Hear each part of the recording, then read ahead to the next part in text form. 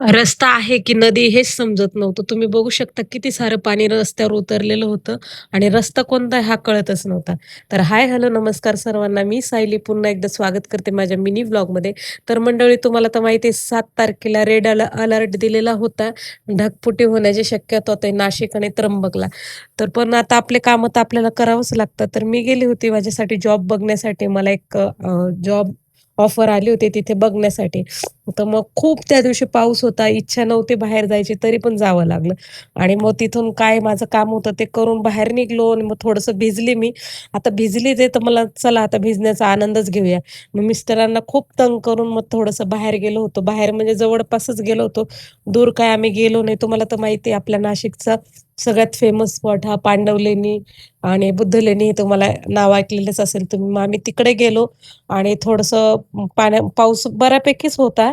म्हणजे खूप जोरात पण नव्हता एवढा काही असं की गाडी चालवू शकत नाही.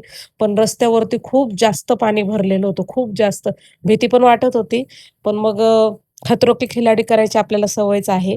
तर मग असं गेलो आणि पांडवलेणीला खूप छान वातावरण झालेलं होतं. ते वातावरण एन्जॉय केलं. थोडंसं ओली पण झाली होती. फोटो वगैरे काढले आणि त्यानंतर म्हटलं आता चला निघा घरी.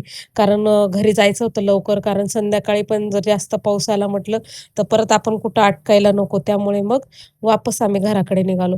खरंच नाशिकमध्ये रेड अलर्ट दिलेला होता, पण काही ढगफुटी वगैरे काही झाली नाही.